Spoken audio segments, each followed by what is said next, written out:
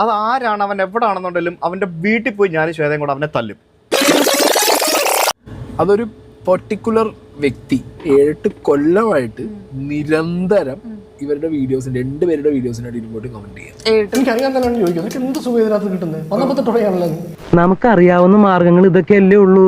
അപ്പോ അതിലും വൃത്തികെട്ട ഭാഷയിലുള്ള മെയിലുകളാണ് വരുന്നത്. വൃത്തികേട് വിളിച്ചു പറയാ. വൃത്തികേട് എന്ന് പറഞ്ഞാൽ അട്ടർ വൃത്തികേട്. നിന്നെയൊക്കെ മുൾക്കീടം വെച്ച് ചാട്ടവാറുണ്ട് അടിക്കാൻ വേണ്ടത്. യൂട്യൂബിലും ഇൻസ്റ്റാഗ്രാമിലും എടി മെയിൽ ഐ ഡി എടുത്ത് മെയിൽ CC വെച്ച് അയക്കാന്ന്. എന്തൊരു മനുഷ്യനാണ് അയാള്. പറഞ്ഞു വരുമ്പോ നാറാണത്തെ പ്രാന്തൻ വകയിൽ അവന്റെ ഒരു അമ്മാവനായിട്ട് വരും. എലിഫന്റ്, എന്റെ ഭാര്യ ഒരു പെറ്റാണെന്നും ഞാൻ ആ പെറ്റിനെ എലിഫന്റ് ആയിട്ട് കൺസിഡർ ചെയ്ത് ഞാനിവിടെ വളർത്തുവാണെന്നുമാണ് ഈ നായിന്റെ മോൻ മെയിൽ അയച്ചിരിക്കുന്നത്.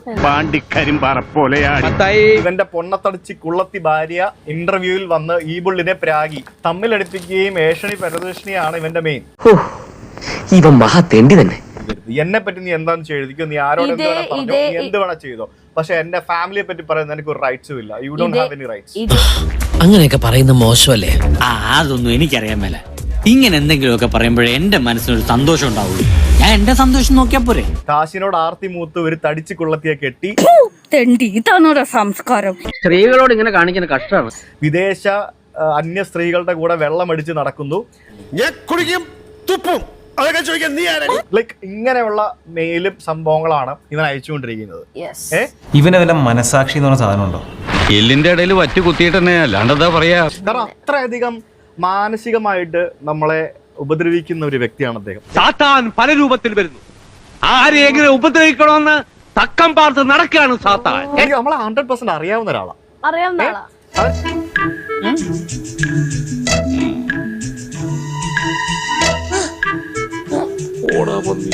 പക്ഷെ ഈ മെയിൽ അയക്കുന്ന ആൾക്കോ കമന്റ് ഇടുന്ന ആൾക്കോ അയാളുടെ വിചാരം നമ്മൾ ഇയാളെ പിടിച്ചു കഴിഞ്ഞാൽ ഇയാളെ പണിഷ് ചെയ്യാൻ പറ്റില്ല എന്നുള്ളതാണ്.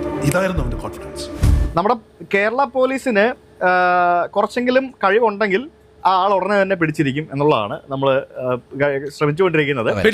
പിടിക്കും ഈ പീതാംബരനെ തൊരപ്പനെ പിടിക്കും, പിടിച്ചവന്റെ കൂമ്പിലിട്ട് ഇടിക്കും. പക്ഷെ ആളെ പിടിച്ചു കഴിഞ്ഞാൽ ഉണ്ടല്ലോ, അത് ആരാണ്, അവൻ എവിടാണെന്നുണ്ടെങ്കിലും അവന്റെ വീട്ടിൽ പോയി ഞാനും ശ്വേതയും കൂടെ അവനെ തല്ലും. ഞാൻ തല്ലും, നീ വന്നില്ല ഞാൻ തല്ലും. എന്നിട്ട് എന്റെ ഭഗവതി, ഇവന്റെ ഷേപ്പ് മാറാതെ നീ നോക്കിക്കോണേ. എനിക്ക് അവനെ തല്ലണം, എനിക്ക് അവനെ തല്ലും. ഞാൻ അവന്റെ മുഖത്ത് നോക്കി തല്ലും, ഞാൻ മുഖത്ത് തന്നെ അടിക്കും. ഞാൻ പക്ഷെ സാധാരണക്കാരൻ ഇവന് 2 ഇടി കിട്ടണമെന്ന് ആഗ്രഹിക്കും. അടിച്ചല്ല, അവൻ അന്ന് ഇന്ന് നേരത്തൊന്നും ഇല്ലായിരിക്കും. അവനെ എങ്ങനെയും ഞാൻ തല്ലും, ഉപദ്രവിക്കും, ഫിസിക്കൽ ഹാം ചെയ്യും. കാര്യങ്ങൾ ഇത്രത്തോളം ആയ സ്ഥിതിക്ക് നമ്മൾ പുറകോട്ട് പോകരുത്. അത് ശത്രുവിന്റെ ബലം കൂട്ടും. നമ്മളും ധൈര്യപൂർവ്വം നിന്ന് അവന്മാര് പതറും പിന്മാറും.